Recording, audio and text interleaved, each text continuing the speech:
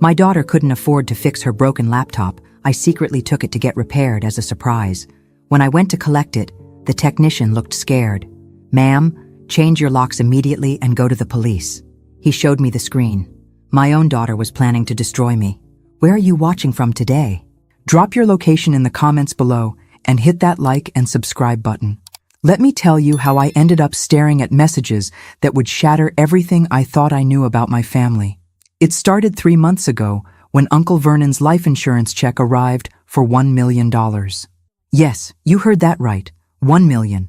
Not exactly lottery money, but enough to change everything for a widow like me who'd been counting pennies since my husband died 8 years ago. Ashley was 25 and living with me in our small house in Mansfield, Ohio. When I showed her the check, her eyes lit up like Christmas morning. "Mom, we're rich. We can move to Los Angeles, get that car you've always wanted, live your dreams," she squealed, actually jumping up and down in our tiny kitchen. But I'd learned something about money in my 52 years on this planet. "Honey, $1 million isn't that much money these days.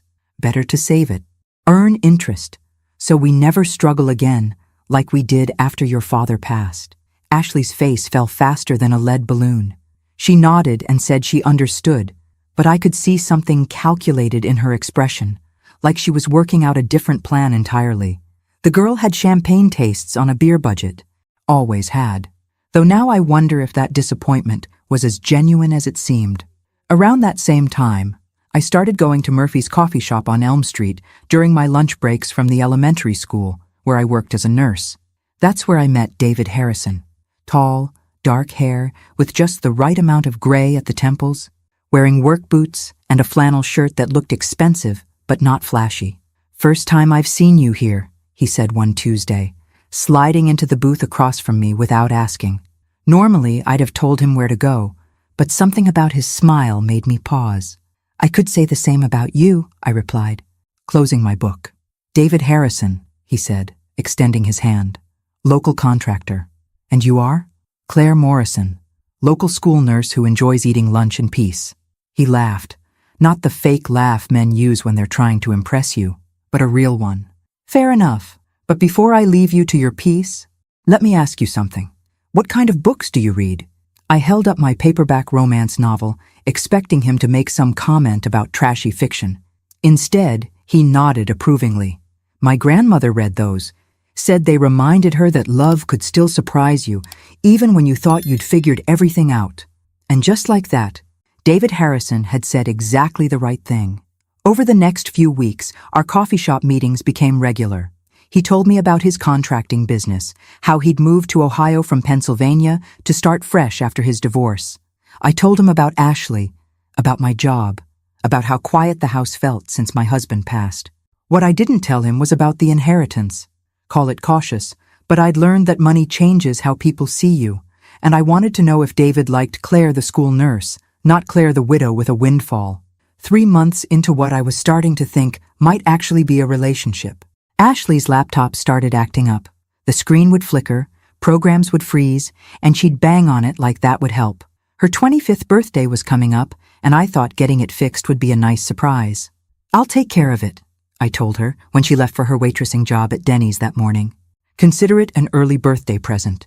I drove to TechMend on Market Street, the same place that had fixed my computer 2 years ago when I spilled coffee on the keyboard. Jimmy, the owner, was maybe 23, but knew computers like my generation knew rotary phones. "Should be ready tomorrow," he said, taking Ashley's laptop. "Probably just needs a cleanup, and maybe some new software." The next day, I went back to pick it up. Jimmy was standing behind the counter, looking like he'd seen a ghost. When he spotted me walking in, he immediately came around the counter and guided me to a corner where no one else could hear. "Mrs. Morrison," he said, his voice barely above a whisper, "I need to show you something, but you're not going to like it." My heart started hammering. "What's wrong? Is the computer broken?" "No, ma'am, the computer's fine. It's what I found on it that's the problem."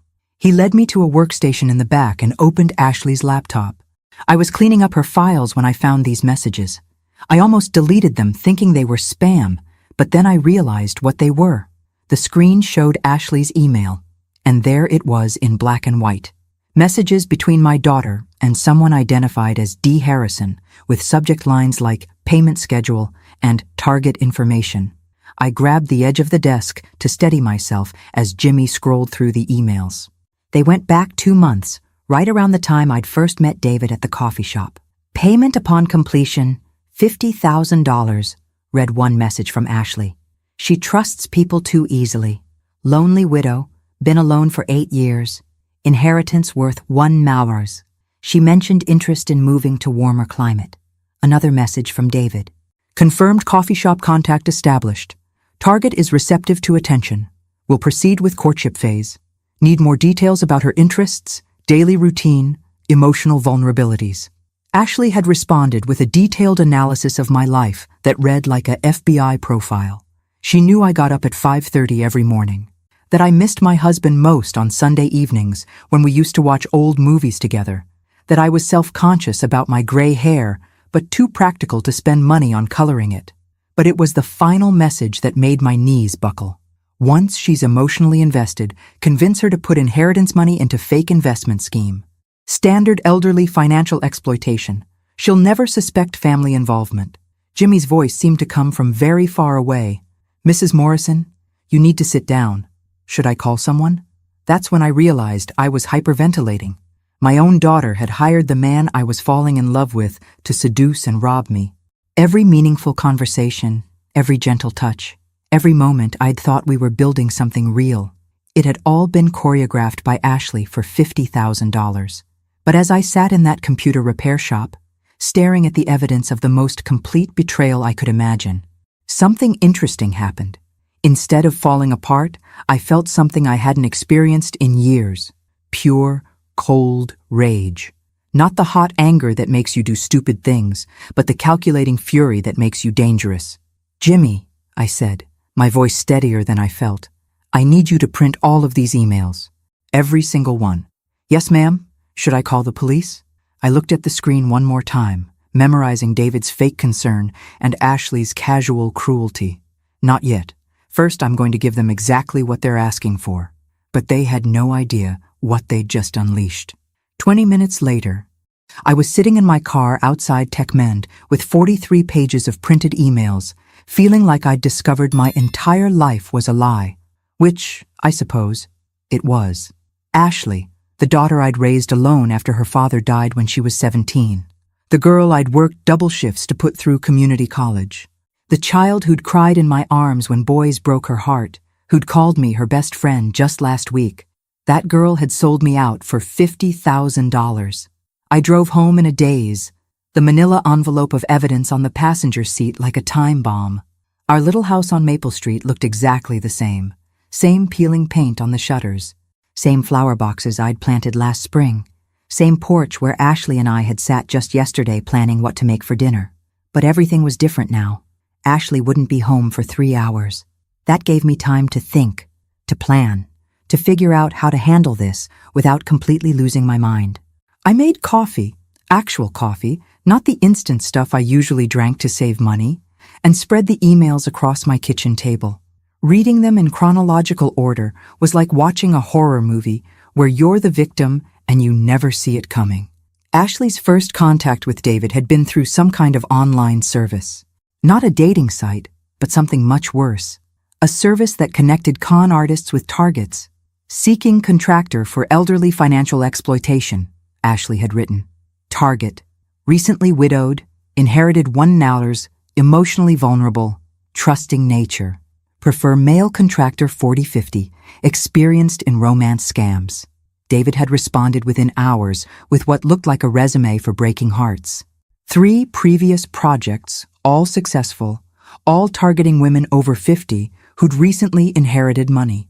His specialty was the slow burn, establishing genuine emotional connection before transitioning to financial manipulation. But the detail that made my hands shake was Ashley's description of me. Mother extremely isolated since father's death, craves companionship, but suspicious of gold diggers. Suggest contractor pose as blue-collar worker, avoid appearing wealthy. She responds to protectiveness and genuine interest in her thoughts and opinions. Every conversation David and I had shared, every carefully chosen word, Every moment I'd thought he was seeing the real me. Ashley had scripted it all. The kitchen timer went off, reminding me to take my blood pressure medication. Ironic, considering what this discovery was doing to my cardiovascular system. But as I swallowed the pill with a gulp of coffee, I realized something that surprised me. I wasn't broken. I was furious. For 8 years, I'd been Claire the grieving widow, Claire the struggling single mother, Claire who needed help. Well, those days were about to end. I picked up my phone and scrolled through my contacts until I found Marcus Webb, my husband's old business partner who'd become a lawyer after they sold their construction company. Marcus and I had stayed friendly over the years, mainly because he'd handled my husband's estate and always checked on me around the holidays. "Claire, good to hear from you. How are you holding up?" "Marcus, I need legal advice. How quickly can you meet me somewhere private?" His tone shifted immediately. "What's wrong? Are you in trouble?" "Not me, but someone's about to be." An hour later, I was sitting across from Marcus in a corner booth at Romano's, a restaurant 40 minutes outside of town where I was sure Ashley wouldn't spot us. Marcus listened without interrupting as I explained everything, occasionally asking clarifying questions, but mostly just taking notes in his careful lawyer handwriting. When I finished, he sat back and looked at me with something like admiration. "Claire, you know this is conspiracy to commit elder fraud, right? These emails are evidence of a federal crime." "I know, but I want to handle this my way first." "What do you mean?" I leaned forward, lowering my voice. "They think I'm a helpless old woman who'll hand over her money to the first man who pays attention to her. I want to show them exactly how wrong they are." Marcus's eyebrows went up. "That sounds like you're planning some kind of revenge." "Not revenge. Justice. There's a difference." He studied my face for a long moment. "What do you need from me?"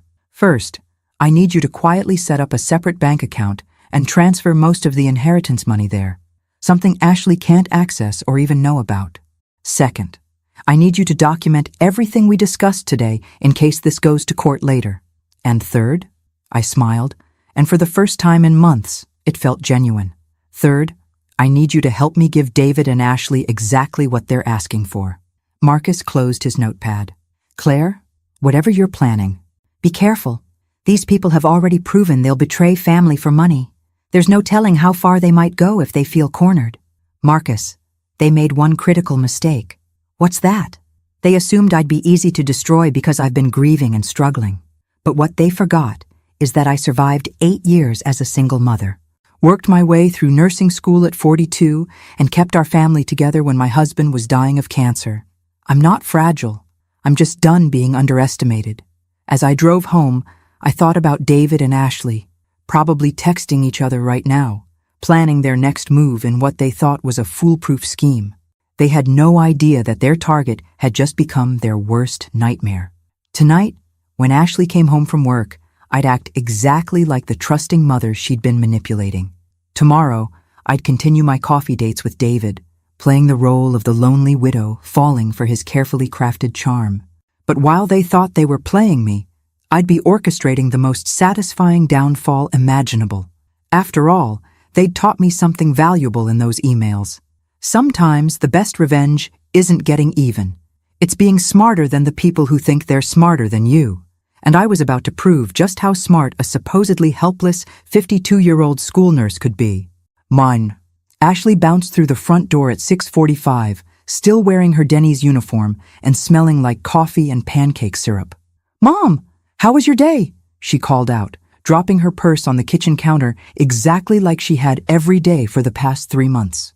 Except now I knew she was checking to see if I'd discovered anything, looking for signs that her perfect plan might be falling apart. "Fine, honey. Oh, I picked up your laptop today. It's on your dresser." I kept my voice light, casual, like I was discussing the weather instead of covering up the fact that I'd just discovered my daughter's plan to destroy my life. Ashley's face lit up with what I used to think was genuine gratitude.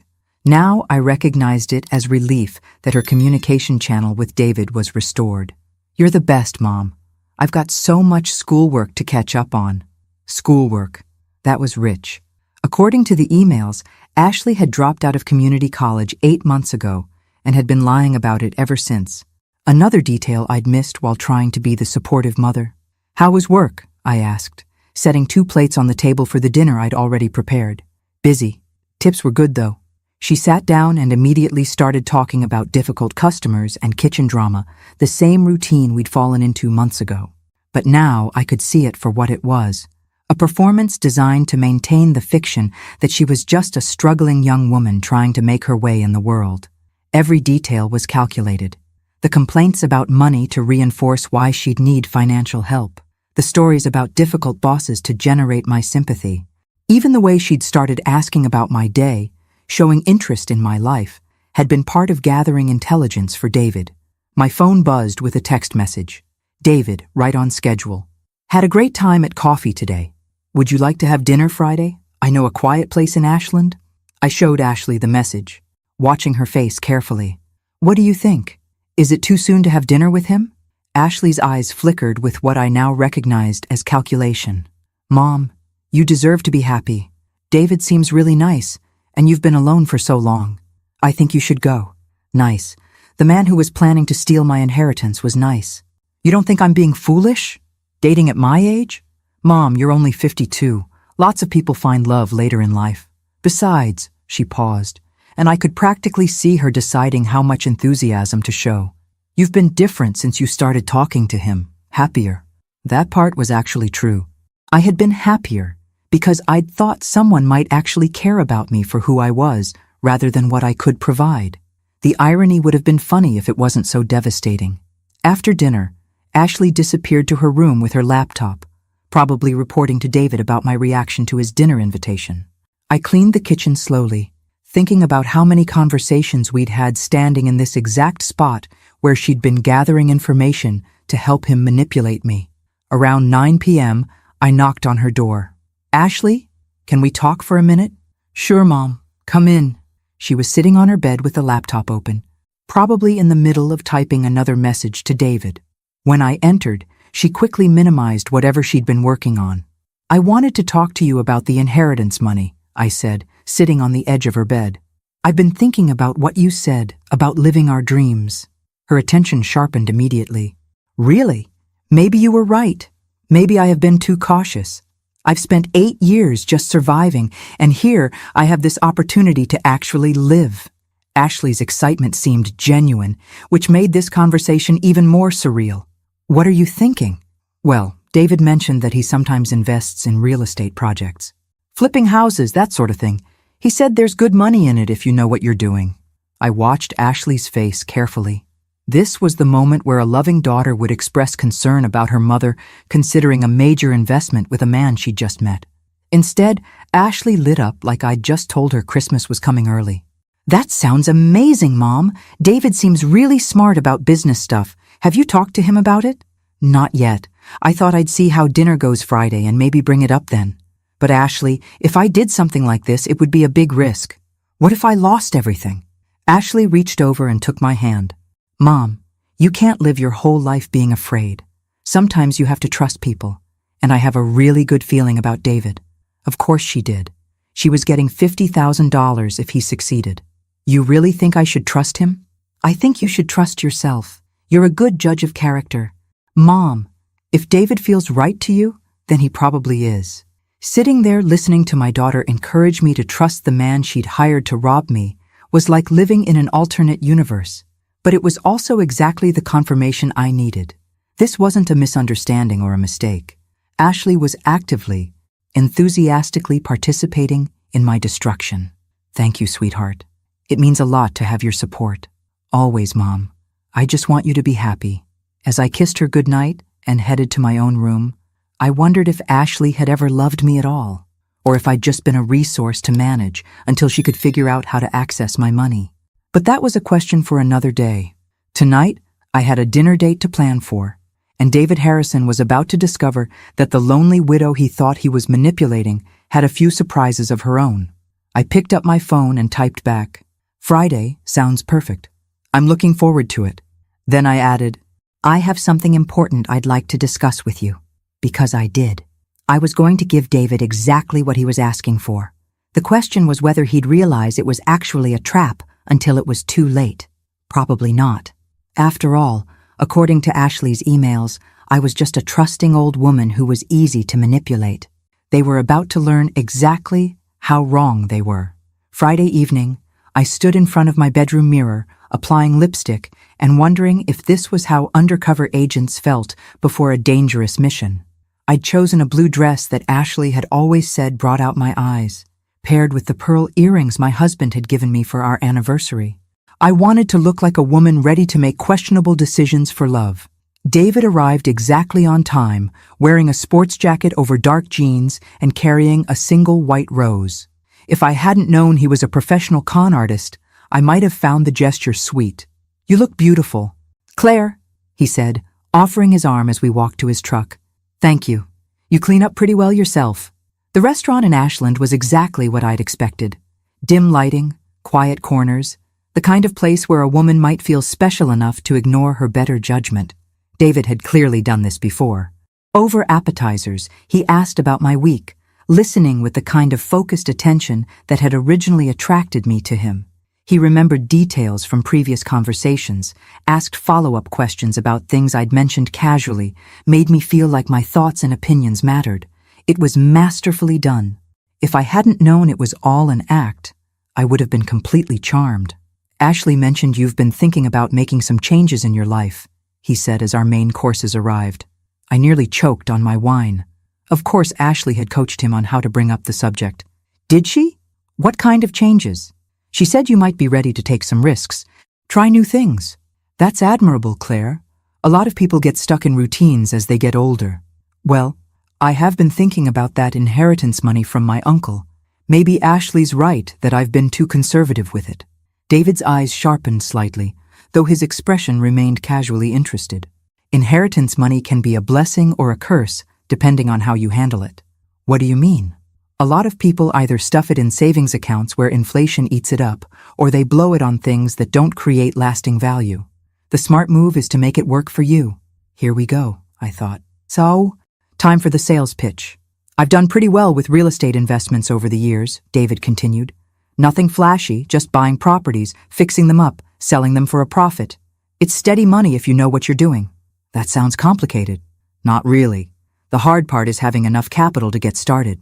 Most people don't have the liquid cash needed to move quickly when good deals come up." I took a sip of wine and tried to look thoughtful. "How much money are we talking about?" "Depends on the project, but the opportunities I'm looking at right now would need someone with at least, maybe 800,000 in available funds." 800,000. Leaving me with just enough inheritance to feel secure while he and Ashley disappeared with the bulk of it. They'd even calculated how much to leave me so I wouldn't immediately panic about being wiped out. "That's a lot of money, David." "It is. But Claire, can I be honest with you about something?" I nodded, preparing for whatever manipulation tactic came next. "I've been thinking about you a lot lately. About us. I know we haven't known each other long, but there's something here, isn't there? Something real?" If I hadn't read the emails, I might have melted right there in my chair. David was looking at me with such apparent sincerity, such warmth, that it was easy to see how women fell for this act. "I think so," I said softly. "The thing is, I've been burned before. My ex-wife, she wasn't interested in building anything together.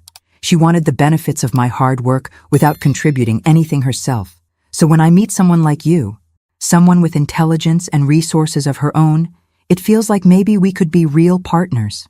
Partners. That was the hook. Not just romance, but partnership. A woman my age, after 8 years alone, would be desperate for someone to share decisions with, to feel like part of a team again. Partners how? In everything. Life, maybe business, if the right opportunity came along. "Claire, I don't need your money. I've done fine on my own. But if we were going to build something together," he let the sentence hang there, letting me draw my own conclusions. Brilliant, really.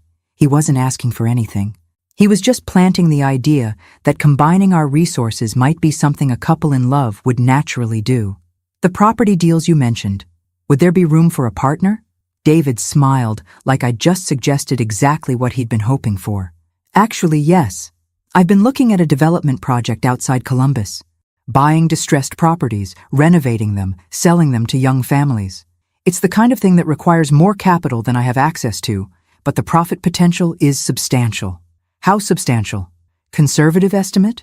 A return of 30 to 40% within 18 months. I tried to look impressed rather than disgusted by his audacity. That sounds almost too good to be true. I know it does. That's why most people miss opportunities like this.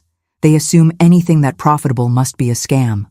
The irony was so thick, I could have cut it with my fork. Would you want to show me these properties? I mean, if I was seriously considering something like this? Absolutely. In fact, there's a deadline coming up. The seller needs a commitment by next Friday, or he's moving on to other buyers. Of course there was a deadline. There always was in cons like this. Create urgency so the mark doesn't have time to think or ask too many questions. Next Friday? That's awfully fast. David reached across the table and covered my hand with his. Claire, I understand if you need more time. This is a big decision, and I don't want you to feel pressured. But I also don't want you to miss out on something that could change your life. Our life, he probably meant to say. After all, we were partners now. Let me think about it over the weekend, I said. Maybe we could drive out and look at the properties Monday? Perfect. I think you're going to be excited when you see the potential. As David drove me home, chattering about renovation costs and market trends, I thought about how Ashley was probably sitting in her room right now, updating him via text about my mood and reactions.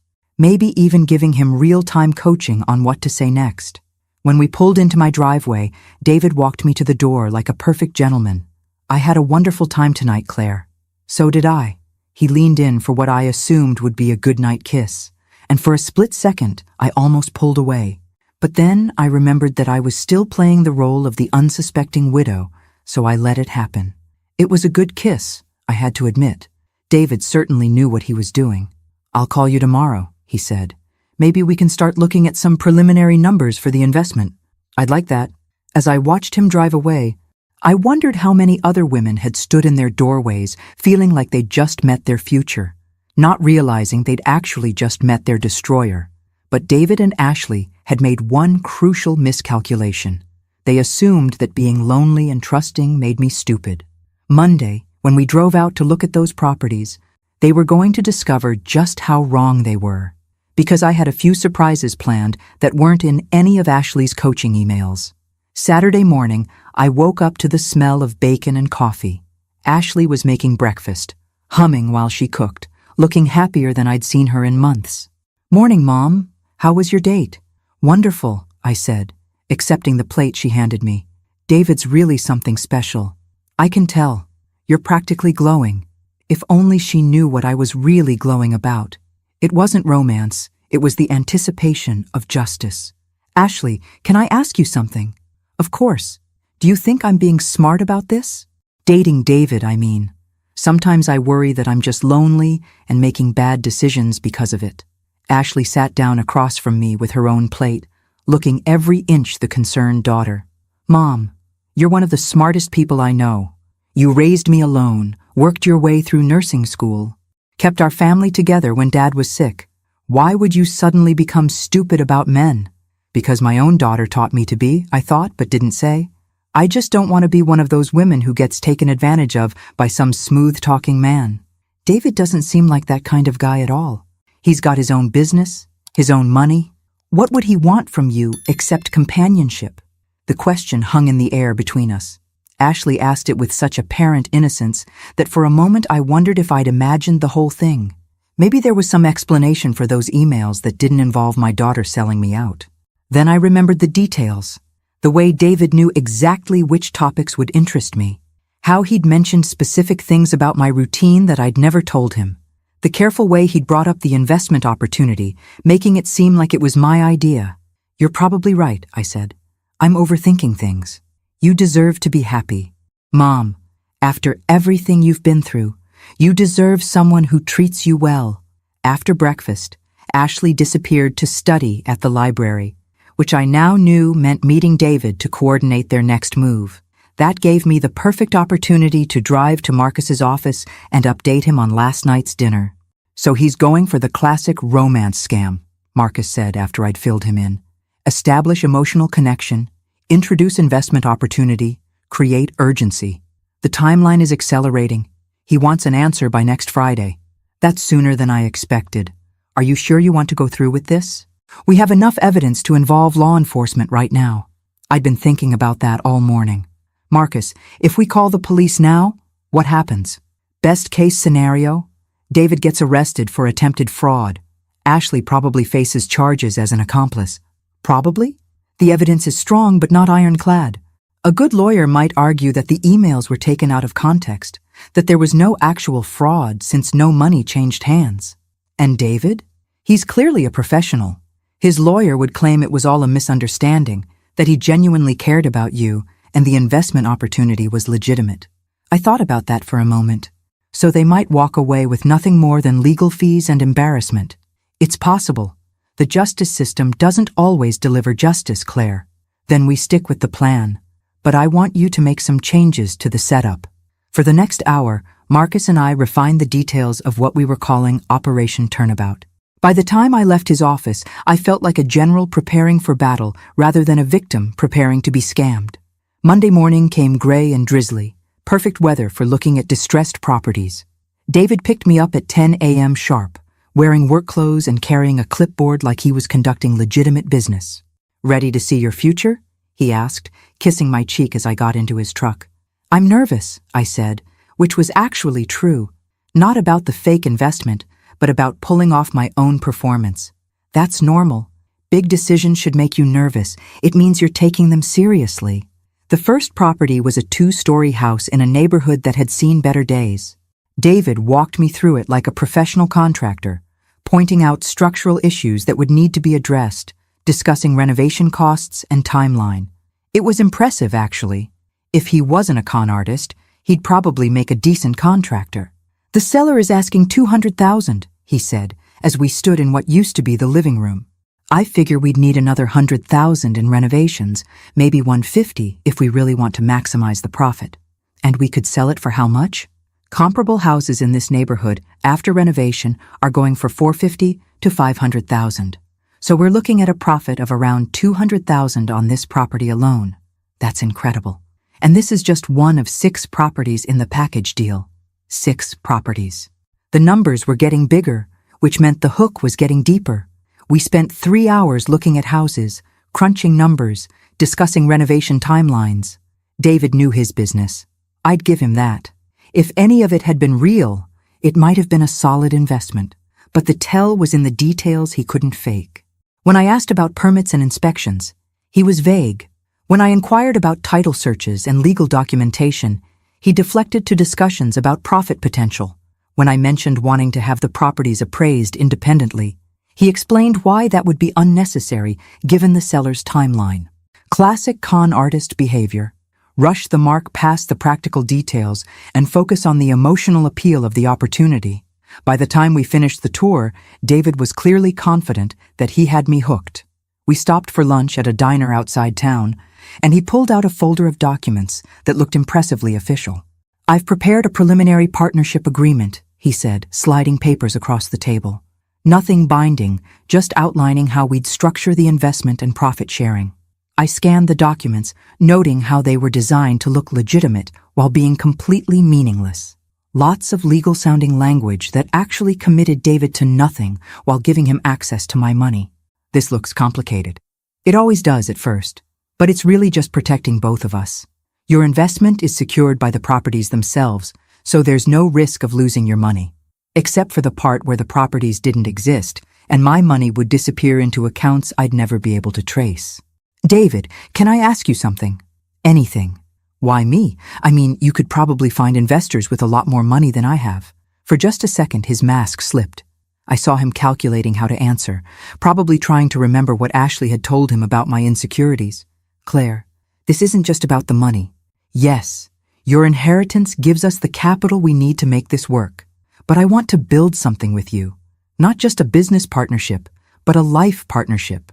I've been alone for 3 years since my divorce, and I never thought I'd find someone I could trust with both my heart and my future."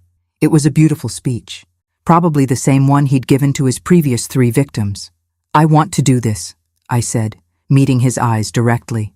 "I want to be partners with you." David's smile was radiant. "Really? Really? When do we start?" "I'll call the seller tonight. Tell him we're ready to move forward. You'll need to have the funds available by Friday for the closing. 800,000? That's right. I know it's a lot of money, but Claire, this is going to change everything for us.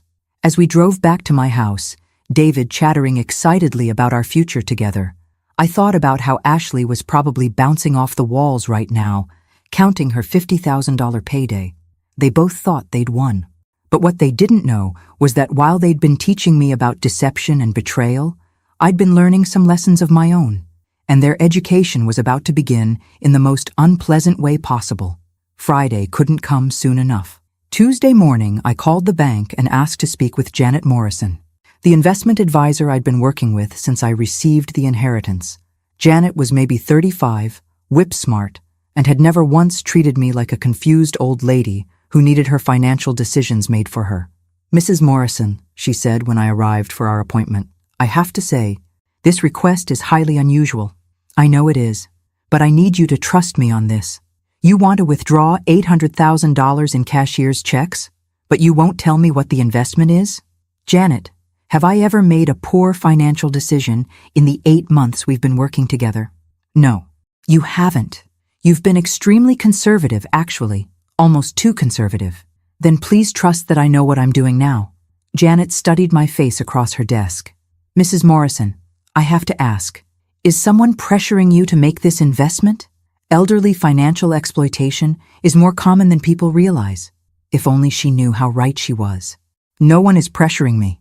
This is my decision, and I've thought it through carefully." After another 10 minutes of questioning, Janet reluctantly agreed to prepare the cashier's checks. "But I'm noting in your file that I advised against this transaction." "That's fine." Wednesday afternoon, Ashley came home from her fictitious library study session looking like she'd won the lottery. "How was studying?" I asked, setting dinner on the table. "Productive," she said, practically vibrating with excitement.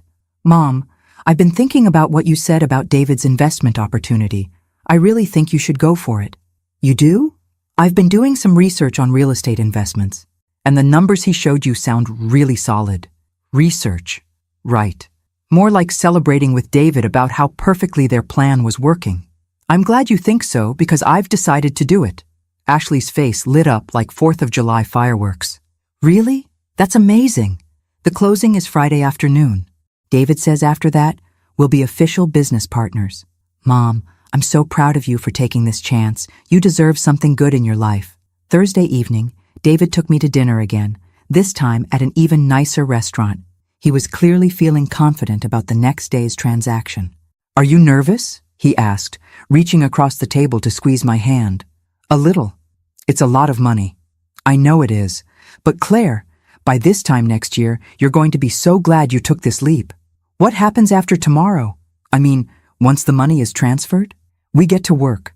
I'll handle the day-to-day operations, dealing with contractors, overseeing renovations, managing the business side.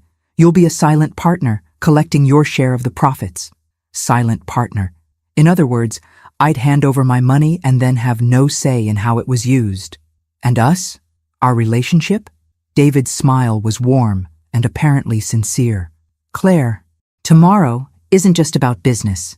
It's about committing to building a future together. Once we're partners in this investment, I want to start planning the rest of our lives too." "What do you mean?" "I mean, maybe it's time we started talking about moving in together, combining our lives completely." The audacity was breathtaking. He was planning to take my money and then move into my house so he could have complete access to whatever was left. "That sounds wonderful," I said, playing my part. "I'd like that very much." Friday morning dawned bright and clear, like the universe was highlighting the irony of what was about to happen. Ashley made pancakes for breakfast, chattering about how exciting it was that I was taking such a big step. "When will you know if the investment went through?" she asked. "David said we'd know by tonight. The paperwork takes most of the day. And then you'll be business partners, among other things." Ashley hugged me before leaving for her fake job. "I love you, Mom. I'm so happy for you." I hugged her back, wondering if this would be the last time she'd voluntarily touch me. David arrived at 2 p.m. sharp to pick me up for the closing. I had the cashier's checks in my purse, along with a few other documents he didn't know about. "Ready to change our lives?" he asked, kissing me hello. I've never been more ready for anything. The closing was at a title company 40 minutes away, in a part of town I wasn't familiar with. As we drove, David chatted about renovation schedules and profit projections, clearly savoring his approaching victory. The building looked professional enough from the outside, but when we walked into the office, I noticed details that David probably hoped I'd miss. The furniture was generic rental stuff. The woman behind the desk looked nervous. The paperwork was staged on the conference table like props in a play.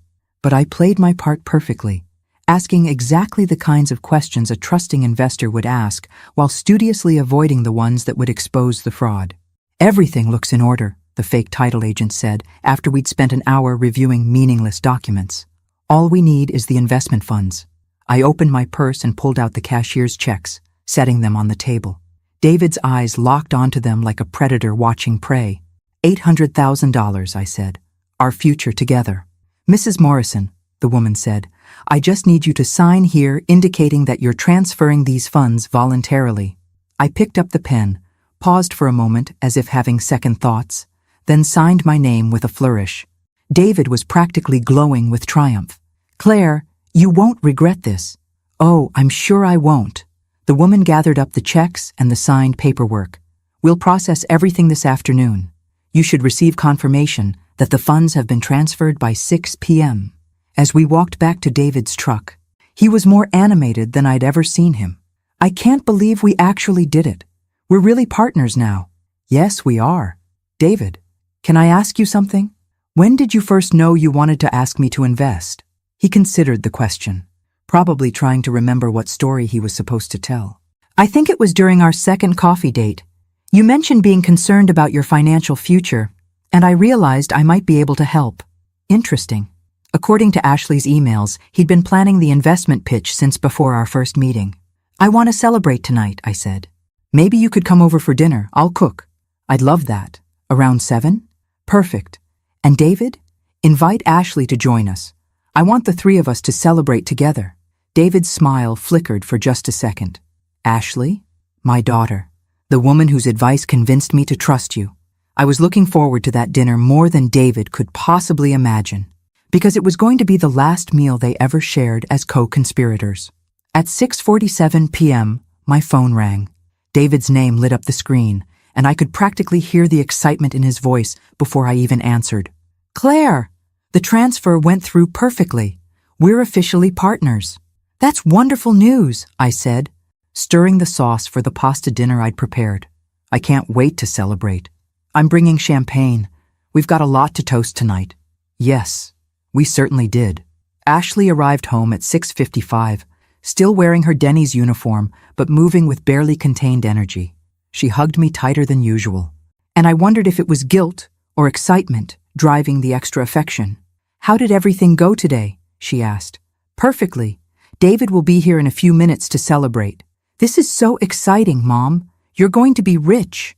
If only she knew how right she was.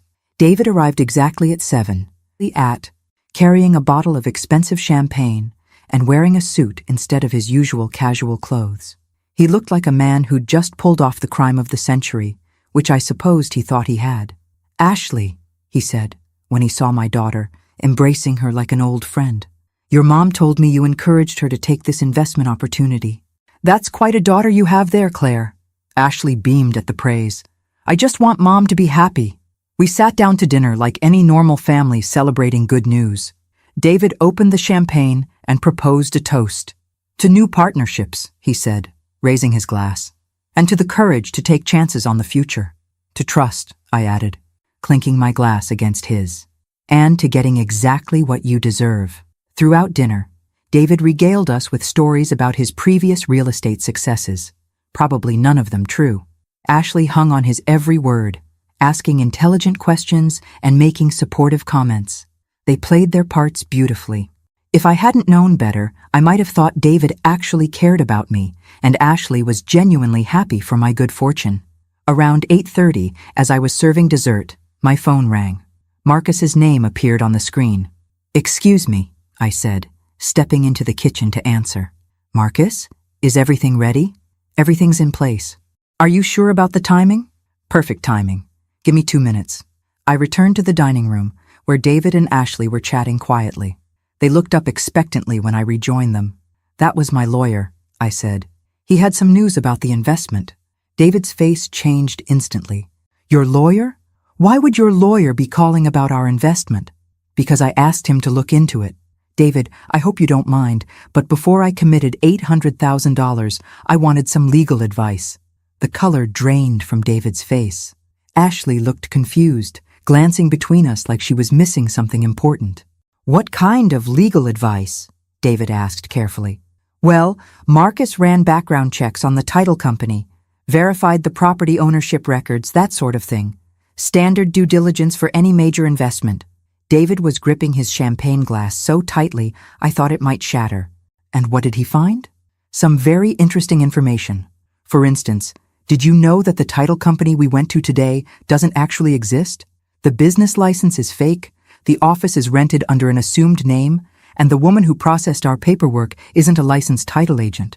Ashley's face went pale. "Mom, what are you talking about?" "I'm talking about the fact that your boyfriend here just stole $800,000 from me." David stood up abruptly, nearly knocking over his chair. "Claire, I think there's been some misunderstanding. Let me make some calls, figure out what went wrong." "Sit down." "David." Something in my voice must have warned him because he slowly sank back into his chair. "There's no misunderstanding.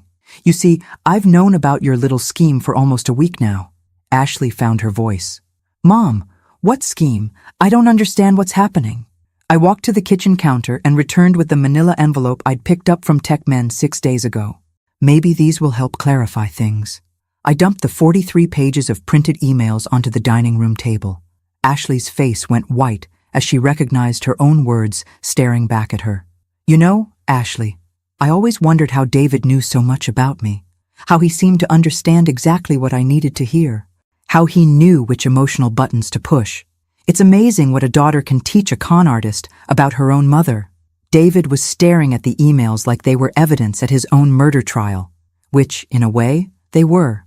"Payment upon completion, $50,000, I read aloud from one of Ashley's messages. "Target is receptive to attention. Will proceed with courtship phase." Ashley's mouth opened and closed, like a fish gasping for air. "Mom, I can explain." "Can you? Can you explain why you sold me out for $50,000? Can you explain why you helped a stranger plan to destroy my life?" "It wasn't supposed to hurt you," Ashley whispered. "David said the investment was real, that you'd make money. David said a lot of things, most of them lies." David finally found his voice. "Claire, let's all just calm down and discuss this rationally." "Oh, we're going to discuss it. But first, let me tell you what really happened to your $800,000. I pulled out my phone and showed them a bank statement.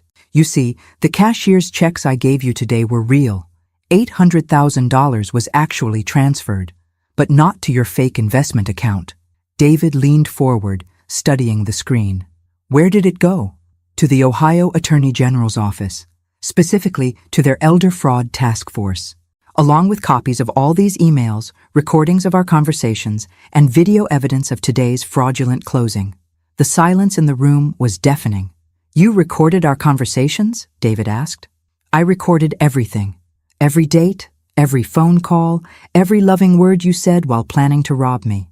And Ashley, I have 6 days of audio from this house, including some very interesting phone calls you made to David when you thought I was at work." Ashley started crying. Not the pretty tears she used for manipulation, but ugly, desperate sobs. "Mom, please, I'm sorry. I made a mistake." "A mistake?" "Ashley, you conspired to commit elder fraud against your own mother. That's not a mistake. That's a crime." David stood up again, this time with purpose. "I'm leaving." "No, you're not." As if on cue, there was a loud knock at the front door. Through the window, we could see the unmistakable silhouette of police officers. "You see, David, I didn't just give the evidence to the Attorney General. I also provided it to local law enforcement. They've been watching this house for the past hour, waiting for my signal." David sank back into his chair, finally understanding that he'd been completely outmaneuvered. "The signal being our lovely dinner celebration," I continued, "because I wanted both of you to understand exactly what you'd done before you faced the consequences." Ashley was sobbing harder now. "Mom, I'm your daughter. You can't do this to me." I looked at her across the table. This young woman I'd raised and loved and sacrificed for, who'd repaid me by selling me to a predator. You stopped being my daughter the moment you decided I was worth $50,000. The knocking at the door became more insistent. Now, if you'll excuse me, I need to let the officers in. They have some questions for both of you. As I walked toward the front door, I heard David whisper to Ashley, "You said she was easy to manipulate." "I thought she was," Ashley whispered back. I paused at the door, looking back at them one last time. "The thing about underestimating people," I said, "is that eventually they'll surprise you." Then I opened the door and watched justice walk into my home. Detective Sarah Martinez was exactly what I'd hoped for when I'd requested a female investigator. Professional, thorough, and completely unsympathetic to sob stories from pretty criminals. "Mrs. Morrison," she said as two other officers read David and Ashley their rights, "we'll need you to come to the station to give a formal statement." "Of course. Should I follow you there?" "Actually, we'd prefer if you rode with us. This is now an active crime scene, and we'll need to process it." I gathered my purse and the spare copies of evidence I'd prepared, watching as David and Ashley were led to separate police cars. Ashley turned back to look at me one last time, her face streaked with tears and mascara. "Mom, please don't do this. I'm sorry." I met her gaze steadily. "I'm sorry too, Ashley. Sorry that I raised a daughter who thought love was for sale." At the police station, I spent 3 hours walking Detective Martinez through the entire timeline, from the moment I discovered the emails to tonight's dinner confession. She recorded everything, occasionally asking clarifying questions, but mostly just listening with the focused attention of someone building an airtight case. "Mrs. Morrison, I have to say, this is one of the most thorough evidence packages I've ever seen. You documented everything. I had a good teacher. My husband always said that if something was worth doing, it was worth doing right. The recordings you made are particularly damaging. In Ohio, you only need one-party consent for audio recordings, so everything you captured is admissible. What happens now? David Harrison is looking at multiple felony charges: conspiracy to commit elder fraud, wire fraud, identity theft. With his apparent history of similar crimes, he's probably facing 8 to 10 years. And Ashley? Detective Martinez's expression softened slightly. Your daughter is looking at conspiracy charges as well. As a first-time offender, she might get off with probation and restitution, but that depends on the prosecutor and the judge. I thought about that for a moment. Detective, I want to make something clear. I'm not looking for revenge against Ashley. I'm looking for justice. If she can genuinely acknowledge what she did and make amends, I'm open to discussing alternatives to prosecution. That's very generous of you, considering what she put you through. She's still my daughter, but I won't be manipulated by guilt or family obligation anymore. If she wants forgiveness, she'll have to earn it. It was nearly midnight when Marcus picked me up from the police station. We drove through the quiet streets of Mansfield in comfortable silence for a few minutes before he spoke. "How do you feel?" "Tired, sad, but also," I paused, searching for the right word, "powerful. For the first time in years, I feel like I have control over my own life. You handled this brilliantly, Claire. The way you turned their own plan against them was inspired. I had advantages they didn't count on. They assumed I was isolated, that I didn't have resources or people who cared about me. They were wrong on both counts." Marcus pulled into my driveway, and I looked at my house with new eyes. 3 hours ago, it had been the scene of the most elaborate betrayal I could imagine. Now it was just home again. "What's next?" Marcus asked. "First, I need to change all my locks and security codes. Then I need to figure out how to rebuild my life without Ashley in it. That's going to be the hardest part." I thought about that as I walked up to my front door. The house felt different with Ashley gone. Quieter, but also somehow cleaner. As if removing her presence had eliminated a toxin I hadn't even realized was there. In the kitchen, I cleared away the dinner dishes from our last meal together. Probably forever. The champagne David had brought was still sitting on the counter, half full. I poured it down the drain and put the bottle in the recycling bin. Then I walked through the house, looking at family photos that would need to be removed, Ashley's belongings that would need to be packed up, the traces of a relationship that had apparently never been real. My phone rang at 7 a.m. the next morning. Detective Martinez with an update. Mrs. Morrison, I wanted to let you know that David Harrison has requested to speak with his attorney about a plea deal. He's apparently very interested in avoiding trial. What kind of plea deal?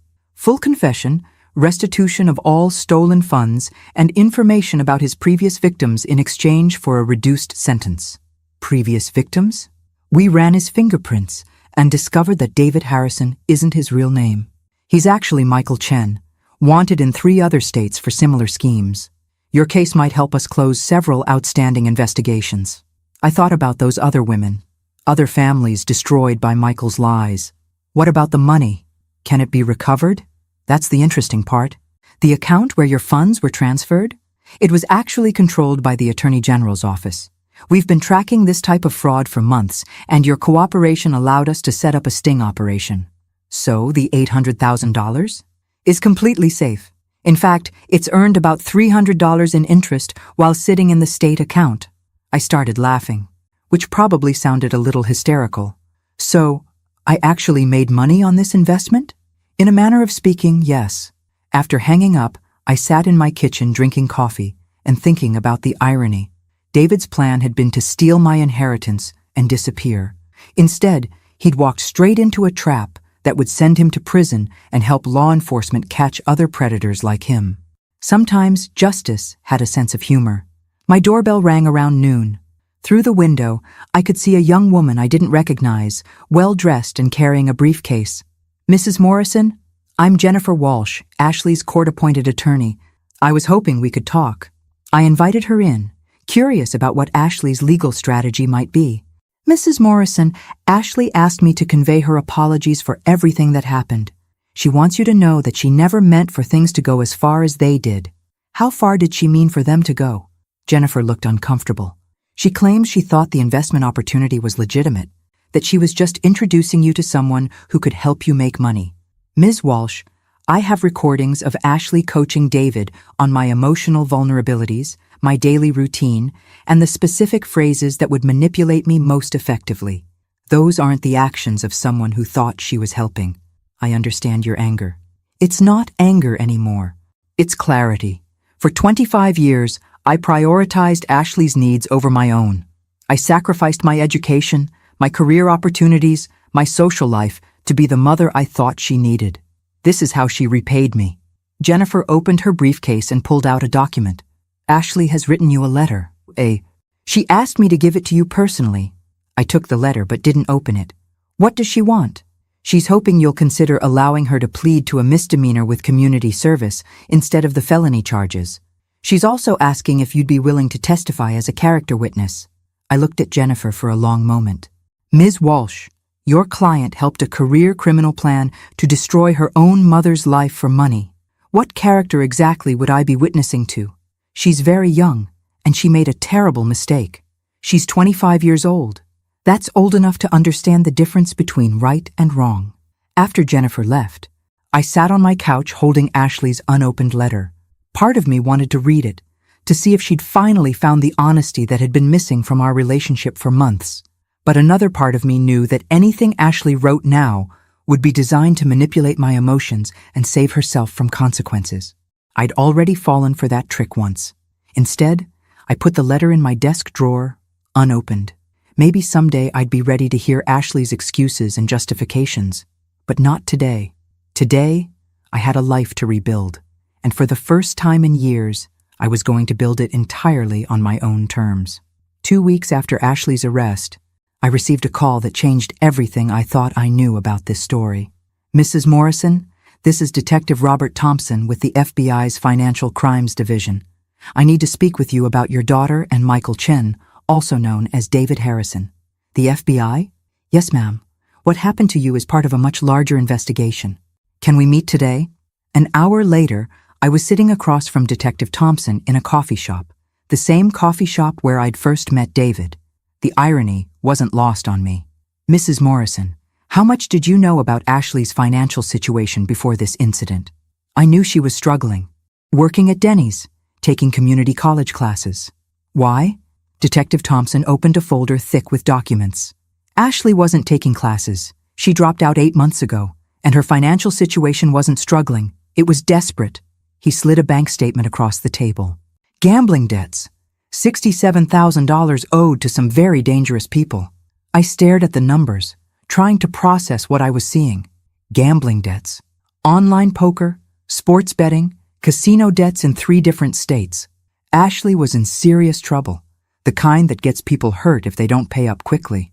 But she never said anything about gambling, because she was in over her head and terrified.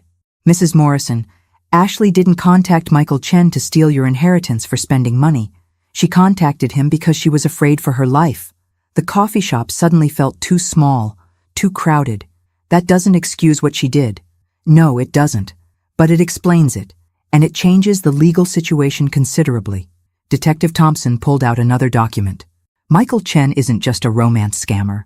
He runs a sophisticated criminal organization that preys on desperate people, forcing them to target their own families. Ashley wasn't his partner.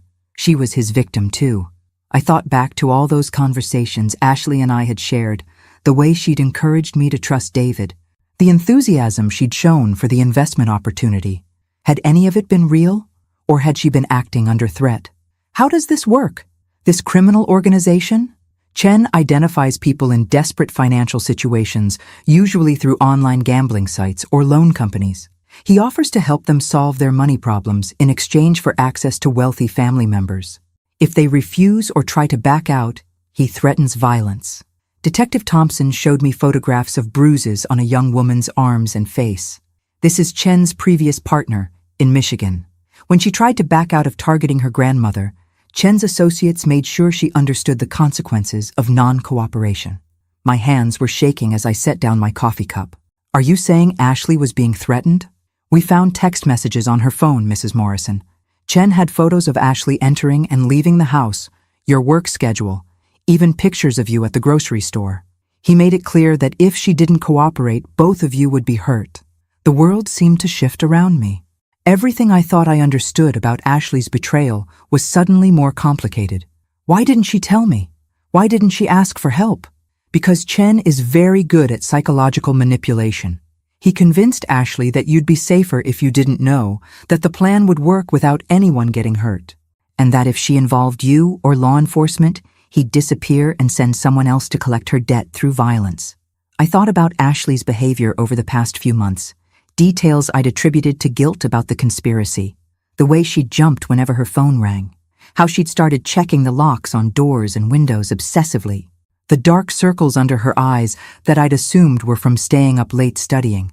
So when I discovered the emails, Ashley panicked. She knew that if the plan fell apart, Chen would blame her. That's why she was so upset when you showed her the evidence. Not because she was caught, but because she knew what Chen would do to both of you if he thought she'd betrayed him. Detective Thompson leaned forward. Mrs. Morrison, your decision to involve law enforcement and set up that sting operation probably saved both your lives. Chen was planning to disappear with your money, but he was also planning to eliminate the witnesses who could identify him. The coffee in my stomach turned to acid. He was going to kill us? Chen's organization has been linked to 3 unsolved murders in other states, all family members of people who'd been coerced into targeting their relatives. We think he considers loose ends to be unacceptable risks. I sat in stunned silence, trying to reconcile this new information with everything I thought I knew about the past month. Where does this leave Ashley legally? That depends partly on you. The prosecutor is willing to consider a plea agreement that takes into account her coercion, but only if you're willing to support it. What kind of plea agreement? Testimony against Chen and his organization in exchange for probation and mandatory counseling for gambling addiction. She'd also be required to make financial restitution for any money you lost. Though obviously, that's not an issue in this case. I thought about Ashley sitting in a jail cell right now, probably terrified about what would happen to her, maybe even worried about my safety. All this time, I'd assumed she was just a greedy young woman who'd betrayed me for money. But if she'd been trapped by gambling debts and threatened with violence, can I see her? That can be arranged. But Mrs. Morrison, I need you to understand something. Even if Ashley was coerced, she still made choices that put you in danger. Whatever you decide about forgiveness or legal consequences, make sure you're protecting yourself first. That evening, I drove to the county jail for my first visit with Ashley since her arrest. She looked terrible, pale, thin, with the kind of exhaustion that comes from weeks of fear and guilt. "Mom," she said through the glass partition, her voice barely audible through the phone. "I'm so sorry. I'm so sorry about everything. Ashley, I know about the gambling debts. I know about Michael Chen's threats." Her face crumpled. "I wanted to tell you, but he said he'd hurt you if I did. He had pictures of you, Mom. He knew where you worked, what time you got home. He said if I didn't help him, he'd find another way to get to you, and it wouldn't be as gentle. Why didn't you just ask me for help with the debts? $67,000? Mom, that's more money than we've ever had, and it would have ruined everything. Your inheritance, your future, your opinion of me.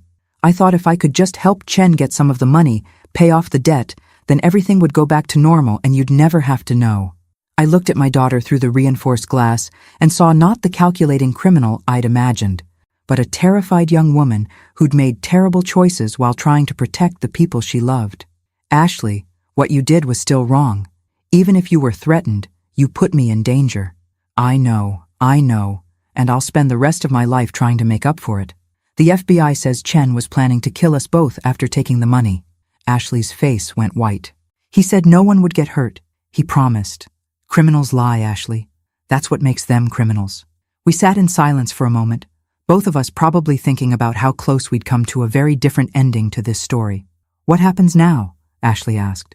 "Now you're going to testify against Chen and help the FBI stop him from doing this to other families. And you're going to get help for your gambling addiction. And us? Is there still an us?" I looked at my daughter, weighing everything I'd learned against everything I'd lost. "I don't know yet, Ashley, but we're both alive, and that's more than we would have been if I hadn't discovered those emails." For the first time in weeks, Ashley smiled. It wasn't much, but it was a start. 6 months later, I stood in a federal courthouse watching Michael Chen get sentenced to 25 years in prison. Ashley sat beside me, thinner but healthier, her hand trembling slightly as the judge read the verdict. "The defendant systematically targeted vulnerable individuals and their families," Judge Williams said, looking directly at Chen. "This organization destroyed lives, stole life savings, and in some cases, committed murder to cover their tracks. The sentence reflects the gravity of these crimes and the need to protect society from individuals who prey on families in crisis." Chen showed no emotion as he was led away in handcuffs, but I felt something I hadn't experienced in months: complete closure.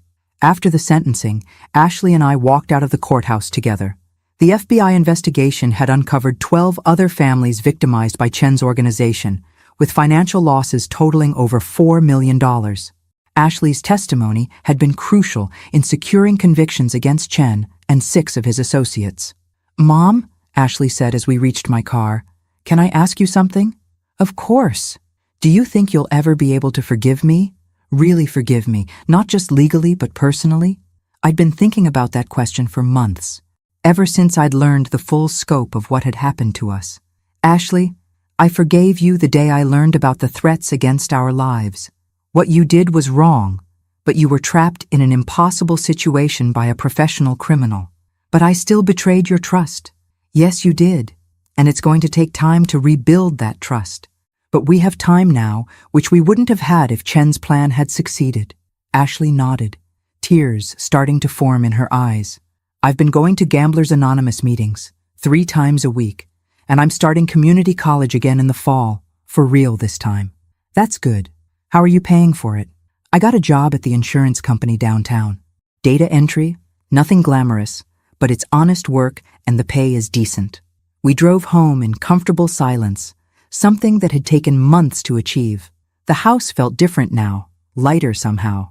I'd redecorated Ashley's room and converted half of it into a home office where I'd started doing freelance medical consulting work. Having a purpose beyond survival had been crucial to my healing process. "Mom, can I tell you something else?" "Always. When I was planning to help Chen steal from you, I told myself it was just money, that you'd still have enough to be comfortable, and I'd pay you back somehow, and eventually it would all work out.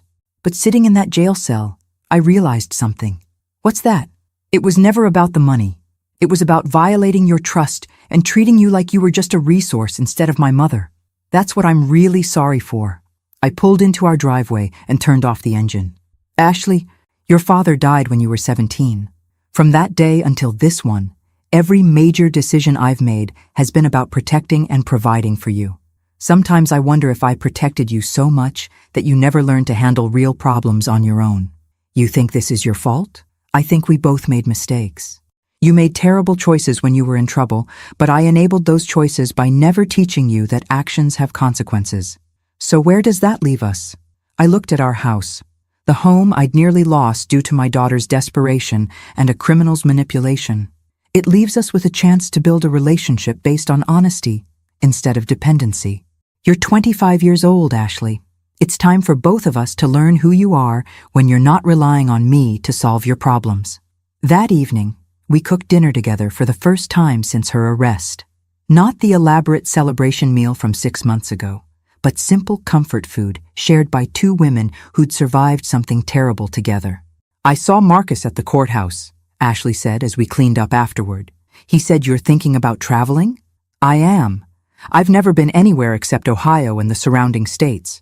I thought maybe I'd take that inheritance money and actually see some of the world. Where would you go? Ireland first. Your father always wanted to see Ireland. Then maybe Italy, England, Scotland. All the places we talked about visiting but never could afford. Ashley smiled. That sounds amazing. How long would you be gone? Maybe 6 months. Long enough to figure out who I am when I'm not defined by other people's needs. And when you come back? I thought about that question. When I come back, we'll see where we both are. Maybe we'll both be ready for a different kind of relationship. 3 months later, I boarded a plane to Dublin with 2 suitcases and a sense of adventure I hadn't felt in decades. Ashley drove me to the airport, no longer the scared young woman who'd made desperate choices, but someone who was learning to face her problems head on. Take care of yourself, I told her as we hugged goodbye. Take care of yourself too, Mom. You deserve this. As the plane lifted off, I looked down at Ohio getting smaller below me and thought about everything that had led to this moment. Ashley's betrayal had nearly destroyed me, but it had also forced me to discover strengths I didn't know I possessed. I'd learned to trust my instincts instead of ignoring red flags for the sake of politeness. I'd learned that family relationships require mutual respect, not just unconditional love. Most importantly, I'd learned that at 52, my life was far from over. 6 hours later, I was standing in the Dublin airport, surrounded by accents I'd only heard in movies, holding a map of a city I'd never seen, completely on my own, for the first time in 30 years. It was terrifying and exhilarating and exactly what I needed. My phone buzzed with a text from Ashley. "Safe travels, Mom. Thank you for teaching me that it's never too late to start over." I smiled and put the phone away. She was right about starting over, but she'd gotten one thing wrong. I wasn't starting over. I was finally starting to live, and that was worth more than any inheritance could ever be. If the end. Sometimes the best revenge isn't getting even. It's becoming everything your enemies never thought you could be. Sometimes the greatest betrayal leads to the greatest liberation. And sometimes the people who try to destroy you end up giving you exactly what you need